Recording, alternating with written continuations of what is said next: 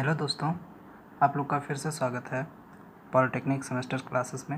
ये यूटिलाइजेशन का अगला क्लास है। पिछले क्लास में आप लोगों ने विभिन्न प्रकार के लाइट के प्रयोजनों के बारे में पढ़ा। ठीक है, इस क्लास में हम लोग देखेंगे लैंप के बारे में, अर्थात लैंप क्या होता है, कितने प्रकार के होते हैं और उनकी कैसे कैसे उपयोगिता होती है। ठीक है, तो पहले जानेंगे लैंप। तो लैंप के बारे में इतना जान लीजिए कि लैंप वह युक्ति या ऐसे संयोजन होता है जिसकी सहायता से हमें प्रकाश ऊर्जा प्राप्त होती है। ठीक है, उसे हम लैंप कहेंगे। लैंप के विभिन्न प्रकार होते हैं जो कि हमने यहाँ पर लिखा है 3 प्रकार के। ये प्रकार किस आधार पर विभाजित हैं, तो हम किस प्रकार से प्रकाश प्राप्त कर रहे हैं इस पर निर्भर करता है। इसी के आधार पर ये 3 प्रकार से विभाजित किए गए हैं। नंबर 1 उद्दीपन लैंप, नंबर 2 आर्क लैंप तथा तीसरा गैसियस विसर्जन लैंप। देखिए, उद्दीपन लैंप आप लोग व्यवहारिक जीवन में देखे होंगे, जो आपके घरों में पीला पीला कलर से जलता है, वही उद्दीपन लैंप के थ्रू आता है। आर्क लैंप की विशेषता यह होती है कि जब हम दो धात्विक या अर्धधात्विक को एक दूसरे के बहुत करीब ले जाते हैं तो उनके बीच में जो गैस होता है वो आयनित हो जाता है और आर्क उत्पन्न होने लगती है, जिससे वहाँ पर चमक यानी लाइट उत्पन्न होने लगती है। उसी लाइट का इस्तेमाल करते हैं, ठीक है, लैंप के रूप में। गैसेस विसर्जन लैंप का एक एग्जांपल सीधा से आप लोग ट्यूबलाइट देखते हैं। ठीक है, इसके बारे में बहुत डिटेल से हम लोग पढ़ेंगे और ये आपके परीक्षा के दृष्टिकोण से बहुत ही इम्पॉर्टेंट भी है। ठीक है, तो हम लोगों ने देखा 3 प्रकार के लैंप, उद्दीपन लैंप, आर्क लैंप और गैसियस लैंप। अब देखिए, उद्दीपन लैंप में क्वालिटी में अच्छी गुणवत्ता प्राप्त करने के लिए विभिन्न प्रकार के प्रयोग किए गए, जिससे ये विभिन्न प्रकार के हो गए। ठीक है, यही समझ के इसको याद कीजिएगा। जैसे इसमें पहला है कार्बन तंतु लैंप, ठीक है, दूसरा है टंगस्टन तंतु वायु शून्य लैंप, तीसरा है गैस से भरे लैंप, चौथा है हैलोजन लैंप। मैं धीरे शॉर्ट में यहाँ पर बताता हूँ, बाकी फिर इसके बारे में विस्तार से पढ़ेंगे। सर्वप्रथम जब कार्बन लैंप की खोज हुई या कार्बन लैंप का इस्तेमाल किया गया, तो उद्दीपन लैंप के थ्रू ये जब जलाया गया तो इसमें जब हीट उत्पन्न हुई, जिसके कारण से ये जल्दी से वाष्पित हो गया और पूरे शीशे को काला कर दिया।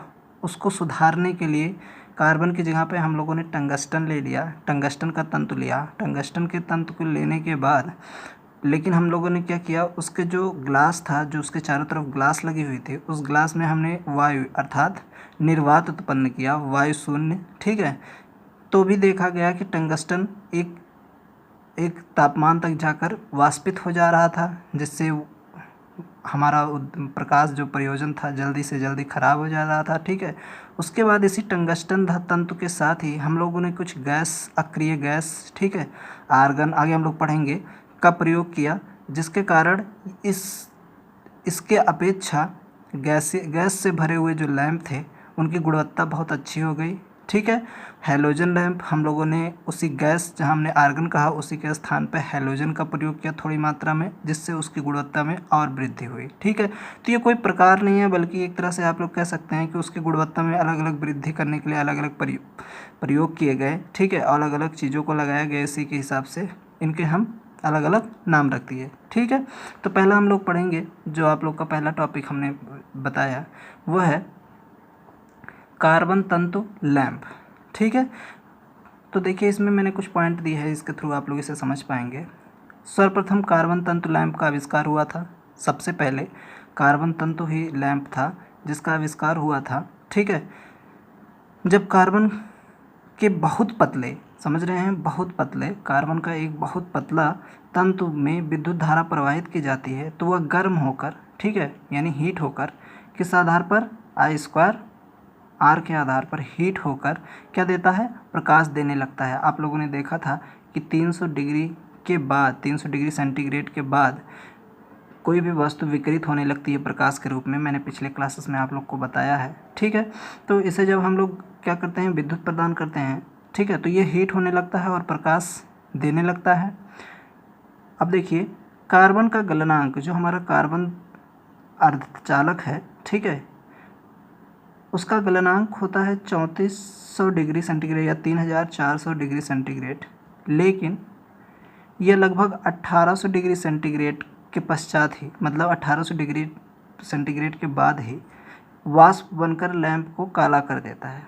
अर्थात उसका गलनांक तो 3400 डिग्री सेंटीग्रेड माना गया है, लेकिन ये लगभग 1800 डिग्री सेंटीग्रेड पे ही अपने आप को वाष्पित कर देता है, जो कि इसका कलर कार्बन का काला होता है, जिससे उसके जो बाहर कांच का एक परत लगा हुआ है, कांच का जो एक कवच लगा हुआ है, उसको काला कर देता है। जिस पॉइंट है वो है कार्बन लैंप में कार्बन तंतु को हवा निकालकर शीशे के बल्ब में 2 प्लेटिनम तार से संयोजित कर दिया जाता है। कहने का तात्पर्य यह है कि हम जो शीशे का कवच लगा रहे हैं, आप लोग एक छोटा सा एग्जांपल यहाँ पर एक लैंप का देख रहे हैं। ये कार्बन तंतु लैंप ही बनाने की कोशिश मैंने की है।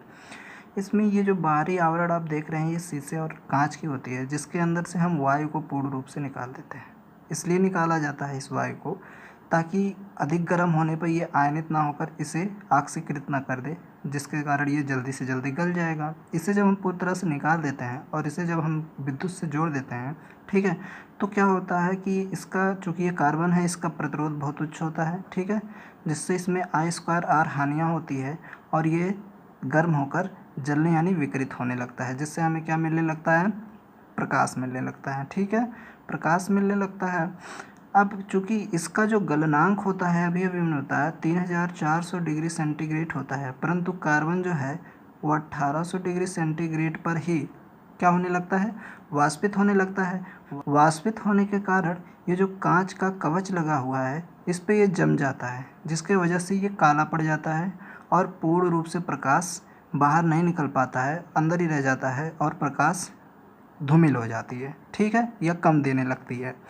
इसमें जो आंतरिक आप लोग संयोजन देख रहे हैं, इसी संयोजन के बारे में बताया है कि 2 प्लेटिनम की तार होती हैं, ठीक है, जिससे हम कार्बन तंतु को क्या करते हैं, जोड़ देते हैं, संयोजित कर देते हैं। और ये भी कहा गया है कि इसके जो कांच का कवच है, इसके अंदर से हम सारे वायु को बाहर निकाल देते हैं। ठीक है, हम लोग टंगस्टन व तंतु वायु शून्य लैंप पढ़ेंगे, गैस से भरे हुए लैंप पढ़ेंगे और हैलोजन लैंप भी इसके अंतर्गत पढ़ेंगे। इस वीडियो में इतना है।